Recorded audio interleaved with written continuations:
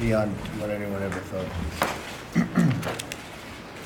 Hello, everybody. Thank you very much for being here. It's a cabinet meeting, and we have plenty of things to discuss and plenty of success. We've had a tremendous amount of success. We're working, however, right now on immigration, which has been going on for many years. We have come up with a lot of solutions, but we have Democrats that don't want to approve anything because that's probably, they think, bad for the election that's coming up. Unfortunately, there are a lot of people suffering, and that's unfortunate. Unrelated, and before we get into that, the new employment claims recently out just yesterday show that we have the lowest level in nearly a half a century. That's something that is an incredible statistic in a half a century. It's a long time. And the economy is booming. It's doing really well. We're renegotiating trade deals. We're doing very well in those trade deals. It's taking a little period of time. We put tariffs on certain countries and certain industries where it's been very unfair to the United States. Our Treasury is taking in billions of dollars. And these other countries are coming along that have not treated us well, and they are negotiating very vigorously. And lots of good things are happening. This should have been taken care of a long time before my administration came into being. But for some reason, for 25, 30 years, nobody ever looked at trade deals. They're out of control how bad they are, but we're going to make them very good. And we're going to make them fair for both countries, for our country and for whichever country we're dealing with. And there are plenty of them because they're all bad. There's nothing good. My administration is also acting swiftly to address the illegal immigration crisis on the southern border. Loopholes in our immigration laws, all supported by extremist open border Democrats. And that's what they are. They're extremist open border Democrats. If you look at Nancy Pelosi, you look at Chuck Schumer, you'll see tapes where they wanted to have borders. They needed borders for security. Just a short while ago, a number of years ago, I see Chuck Schumer, we must have borders. Hillary Clinton, we must have borders. If people penetrate our borders, we must get them out of our country. Now, all of a sudden, they're big open border people. It's a whole big con job. In the meantime, people are suffering because of the Democrats.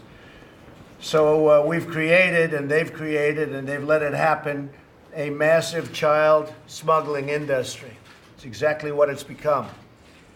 Traffickers, if you think about this, human traffickers are making a fortune. It's a disgrace.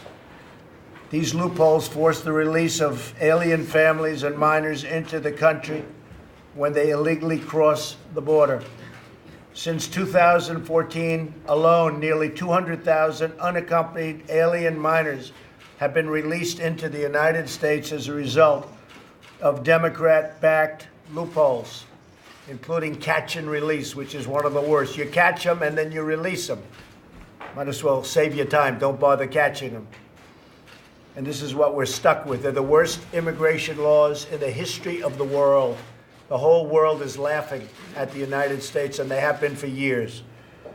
These alien minors were separated and sent all the way up here alone. But they really came up with coyotes. You know what a coyote is? Not good. These are not good people. They were set up here with human traffickers because the Democrat-supported policies have allowed this to happen. Democrats also refuse to fund the personnel, the bed space, the resources that we need to house the minors. Now, they want us to take care of the minors, and that's fine. But they don't want to give us the money to take care of them. Because the worse everything looks, they think the better they're going to do with respect to the blue wave, which is turning out, frankly, to be a red wave if you look at the polls. I think we're going to have a red wave, not a blue wave.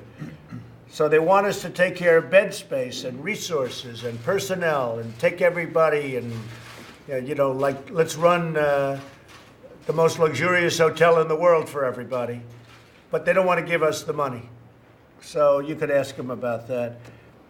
We have to house these minors, and we have to house them safely. And frankly, we have to house them, and we should be taking good care of them, and then we should return them back home.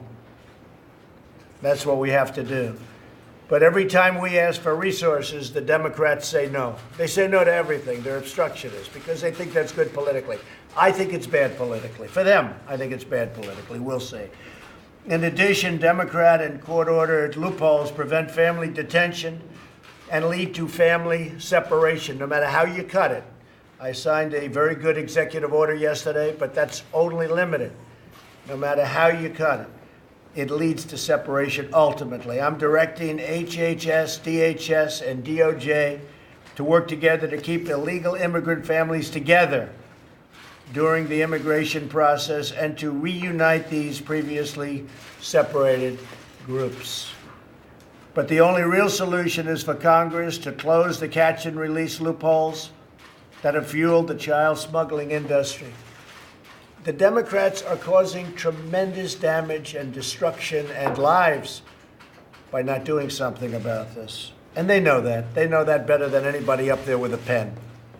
If we don't close these loopholes, there is no amount of money or personnel in the world to address the crisis.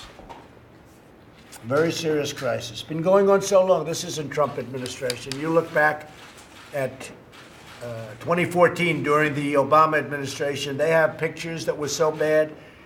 They had a judge that said it was inhumane the way they were treating children. Take a look at some of the court rulings against the Obama administration. They talked about inhumane treatment. I read them. I looked at them. They're all over the place. Inhumane treatment. They were treating them terribly.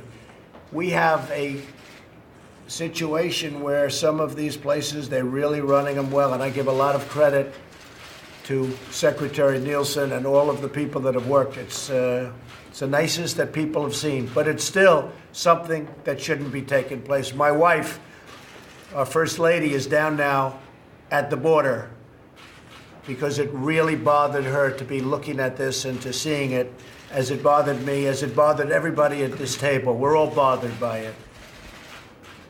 But we need two to tango.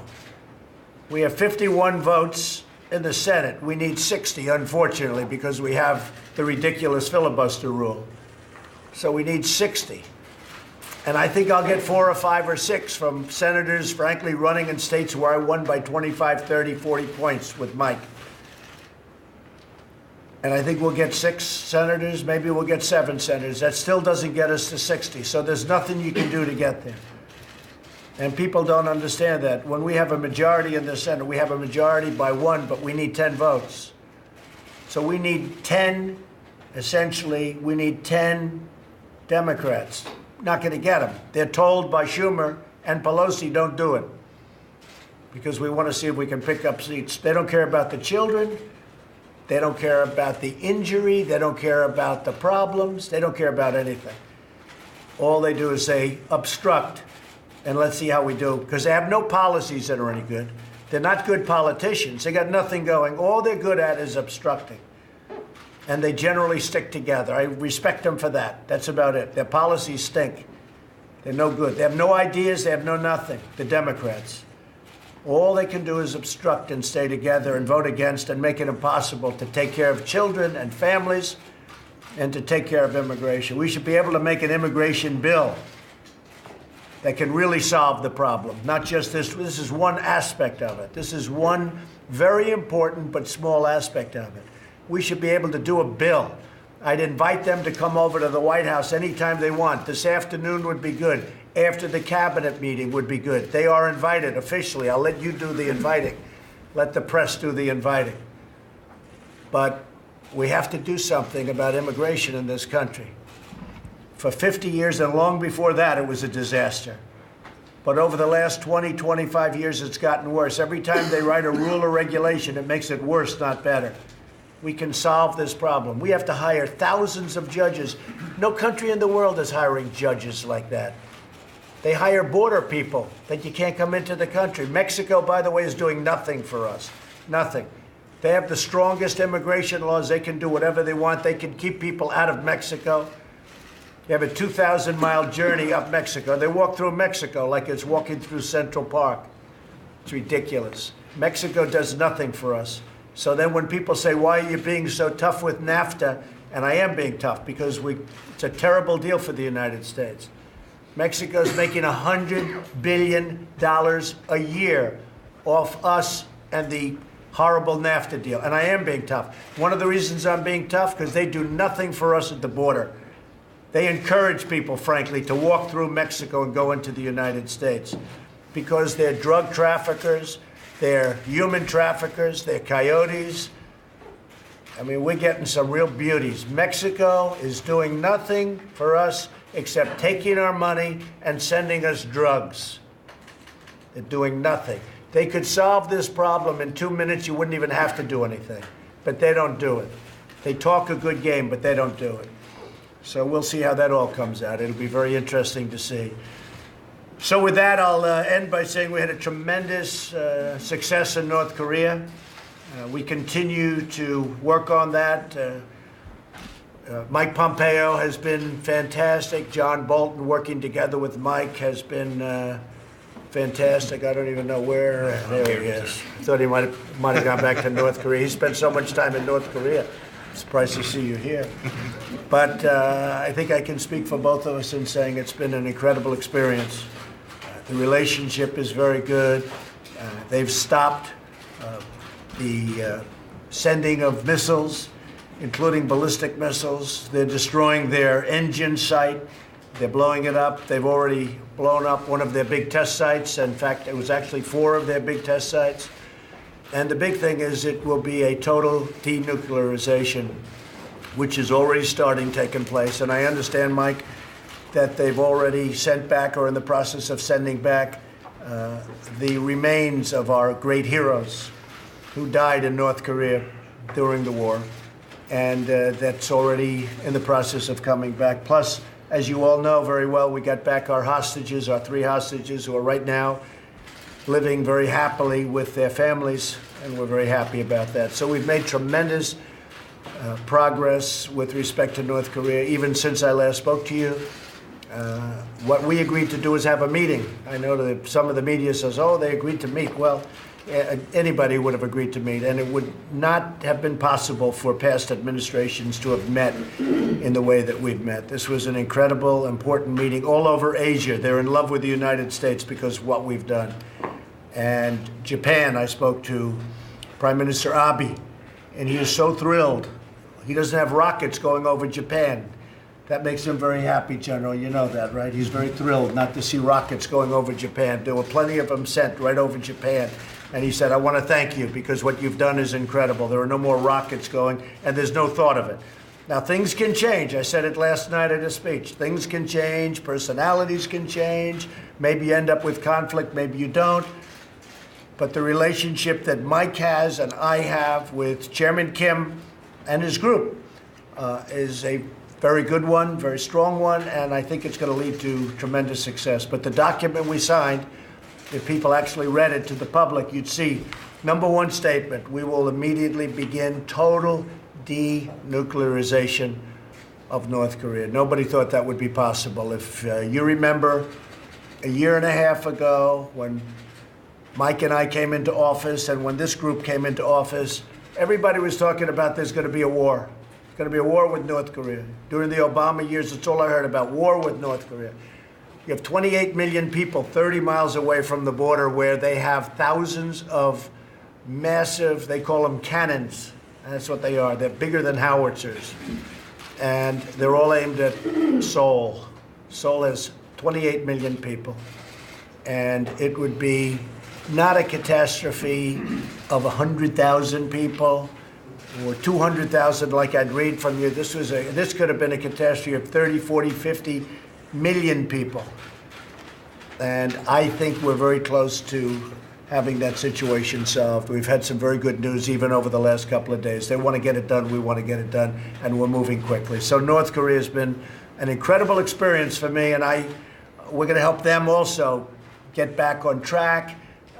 We think that it has tremendous potential. Chairman Kim thinks it has tremendous potential. I want to also thank, as you know, Prime Minister Abe. I want to thank President Moon from South Korea. He's been terrific. He's been really moving it along and pushing as hard as they can. But without the United States, it had no chance whatsoever. I also want to thank President Xi of China, because the border was very strong during a very critical period. Unfortunately, the border is getting a little bit weaker now, but that's okay. That's okay. But we have to get him to keep it tough. But I do want to thank President Xi of China. So with all of that, we're having tremendous numbers, tremendous economic success. I think we're having the most successful period of time economically, perhaps in our country's history. GDP numbers have been great, but the ones that are coming out, I'm really looking forward to seeing them. I think you're going to see numbers. I just see the activity. I see the business yesterday. And last evening was really, that was an incredible evening that we spent. That was, to me, just an incredible evening. A lot of you were there. I see a lot of the faces. A lot of you were there. At least 15,000 people couldn't get into the arena. And the arena was big. It held 9,000 people, but sadly, 15,000 people couldn't get into the arena. But it was a very special evening, and people had a good time, but they also heard a lot.